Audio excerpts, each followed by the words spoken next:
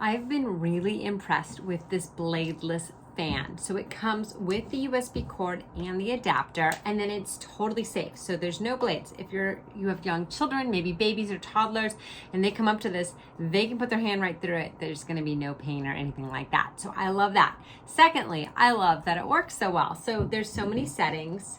I'm gonna show you the different levels of air. Hopefully it will blow my hair up. So there's low, there's medium, and then there's the high, and then there's off. So what I like to do is keep it on my desk, especially because we don't have AC. So I can keep it on like a low mode, have it on my desk. It's not too loud, so I can still be doing videos. I could be on Zoom calls. It's not gonna interrupt that. And it just keeps the air circulating and feels really nice. Now I also love that this fan, let me turn it to the low position here, has a touch light. So you can choose different colors.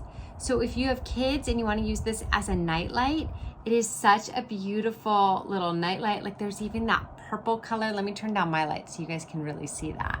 Isn't that so pretty? I love that color.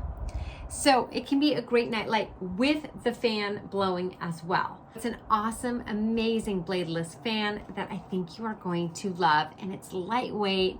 And I also like that green color, but it comes in white too.